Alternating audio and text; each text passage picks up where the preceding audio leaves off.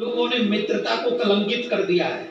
कितने लोगों ने इसी आर्टिफिशियल मित्रता के कारण सुसाइड तक कर लिया, आत्महत्या तक कर ली है, और कईयों के तो 35-35 टुकड़े भी हो गए, और कईयों को तो इस मित्रता के नाम पर, लव के नाम पर अपना देश छोड़कर जाना पड़ा है, और कितनों के तो हाथों में शस्त्र आ गए इसी प्रेम के नाम पर। हाँ या ना जवाब दो। तो ये मित्रता है या कलंकित करने वाला दुष्कर्म है? बोलिए, ये मित्रता हो सकती है? नहीं हो सकती। मित्रता किसे कहते हैं वो जरा सावधानी से सुनिए। एक राजा थे, वो जो राजा थे वो धर्मश्रेष्ठ राजा थे, बहुत ही सुंदर उनका व्यवहार था। उन राजा की एक पड़ोसी राजा की बेटी से विवाह हो गया। वो बड़े व्यवहार कुशल थे। उन्होंने राजकुमारी से, पड़ोसी राजा की राजकुमारी से विवाह किया। 7 दिन बाद वो अपनी पत्नी को अपने महल में लेकर आए। जब वो राजकुमारी को रानी बनाकर वो लेकर आए तो उन्होंने रानी से पूछा, बताओ रानी, तुम्हें हमारा राज्य कैसा लगा? कुछ दिन बाद पूछा, रानी बताओ तुम्हें हमारा राज्य कैसा लगा? तो उस रानी ने कहा कि आपके राज्य में मित्रता की कोई वैल्यू नहीं है। आपके राज्य में मित्रता की कोई वैल्यू नहीं है, अपितु हमारे राज्य में प्राणों की बलि देकर भी मित्रता निभाई जाती है। राजा को लगा कि राजकुमारी ये बात रानी जो है वो ऐसे ही कह रही होंगी। बोले प्राणों की बाजी लगाकर भी? बोले हाँ, प्राणों की बाजी लगाकर भी हमारे यहाँ मित्रता निभाई जाती है। जितने भी लोग सुन रहे हैं ध्यान से सुनना है इस बात को, स्पेशली यंगस्टर सुनना। उनके मतलब की बात है, किसी से भी मित्रता भी नहीं करनी चाहिए।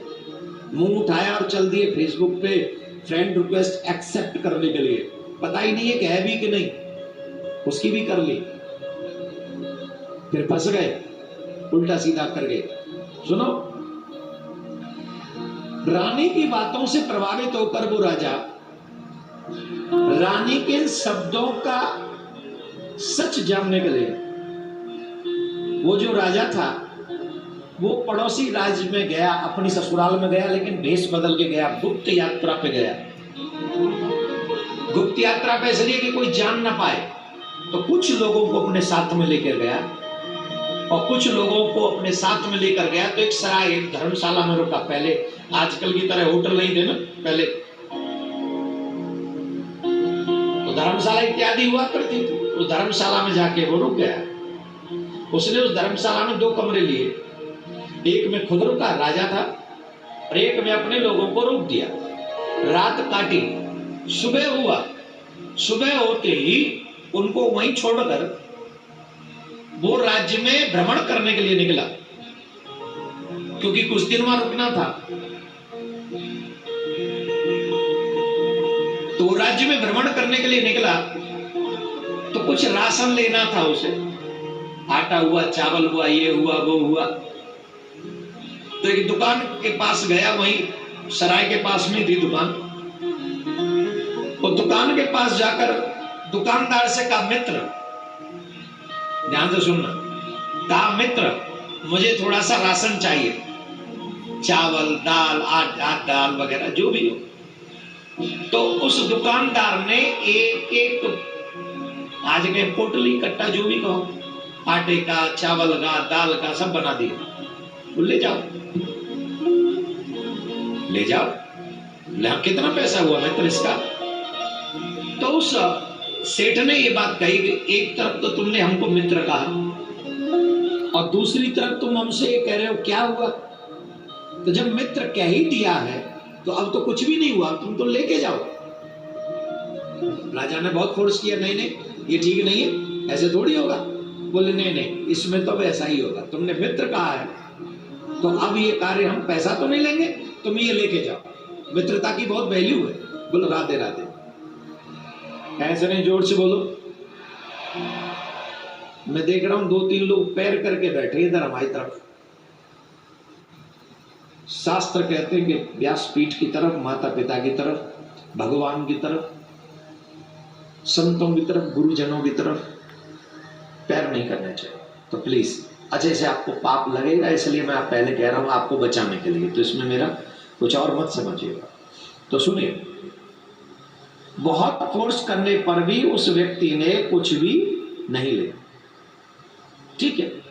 अब वो व्यक्ति आगे गया, राजा आगे गए और राजा ने जाके देखा एक बगीचा है जिसमें कई भाषाओं में लिखा हुआ था कि जो व्यक्ति इस बगीचे का एक फूल तोड़ेगा उसे 1000 रुपए जुर्माना देना पड़ेगा। उस राजा ने उस बगीचे में गया और एक फूल तोड़ लिया। सैनिकों ने आके पकड़ लिया। कौन हो तुम? पढ़े लिखे नहीं हो, जानते नहीं हो इसकी दंड है, जो इससे एक फूल तोड़ेगा उसे 1000 रुपए जुर्माना लगेगा। बोले मुझे पता नहीं, तो तुम्हारा शहर में कोई जानकार है? बोले मेरा तो कोई नहीं, एक ही है, वो मेरा मित्र है। कौन है? बोले दुकानदार। तो सैनिक गए दुकानदार को पकड़ लाए, इधर आओ, ये तुम्हारा मित्र है? बोले हाँ मेरा मित्र है। इसने बगीचे के रूल्स तोड़े, अब इसे एक फूल तोड़ा है तो इसको 1000 रुपए का दंड लगा है। अब 1000 रुपए कौन देगा? ये तो कहता मेरे पास 1000 है नहीं। बोले कोई बात नहीं, मैं दूंगा 1000 रुपए। तो वो अपने घर गए भाग के, सेठ जी 1000 रुपए लेके आए और कहा कि इनको मुक्त किया जाए, तो उन्होंने उनको मुक्त कर दिया। राजा दूसरे दिन फिर गया, 2 फूल तोड़े। सेठ जी को फिर बुलाया। उस समय 2000 रुपए बहुत होते थे, आज की बात नहीं, राजा महाराजे के जमानों की बात है। 2000 दिए और मित्र को छुड़वाया। राजा तीसरे दिन गया, 3 तोड़े। अब तो महाराज उसने दुकान और मकान सब गिरवी रख दिया, लेकिन उस राजा को 3000 रुपए देकर मुक्त कराया।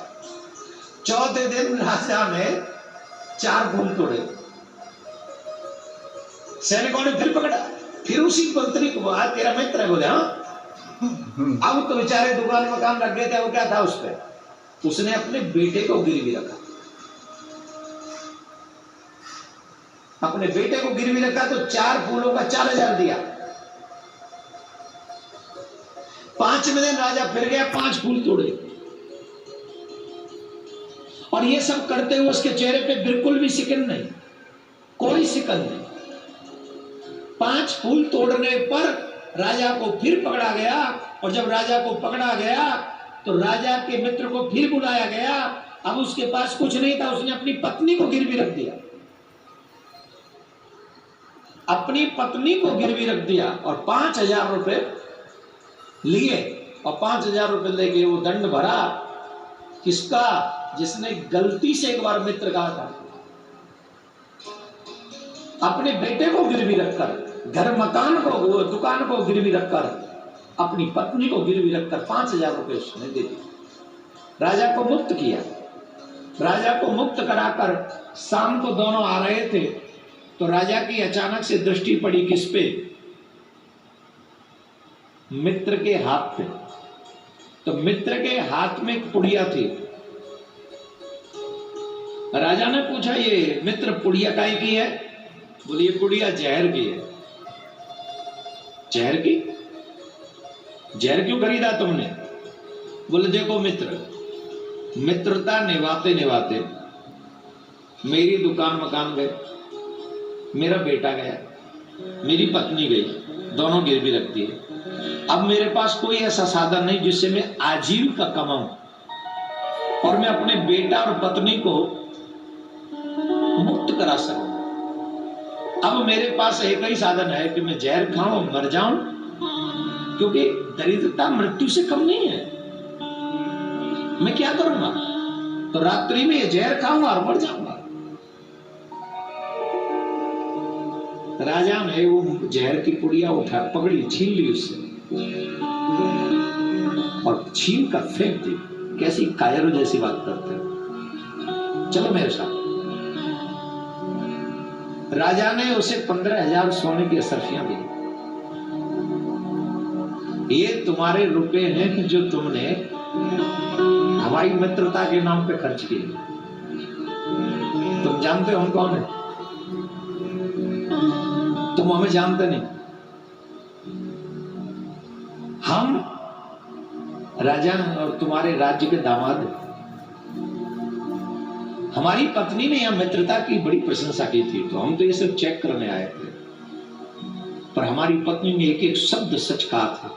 कौन होता है जो अपनी मित्रता के लिए अपनी पत्नी, अपने मित्र, अपने दुकान, अपने मकान सबको गिरवी रख देता है? सही माने में अगर मित्रता की कोई मिसाल दी जाती है तो आज तुम्हारे राज्य में आकर हमें पता चला है। ये लो 10,000 सोने की असरफियां, इससे तुम अपना काम आगे बढ़ाएं। इसे कहते हैं मित्र।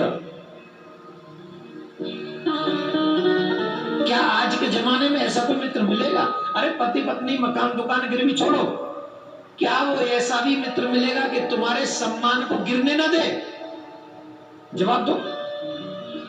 मैं यकीन के साथ कह सकता हूं आज आपके मित्र मिलेंगे ऐसे जो उनके कारण तुम्हें मकान दुकान गिरवी रखने पड़ जाए, उनकी वजह से, और तुम्हारा सम्मान भी खतरे में होगा उनकी वजह से।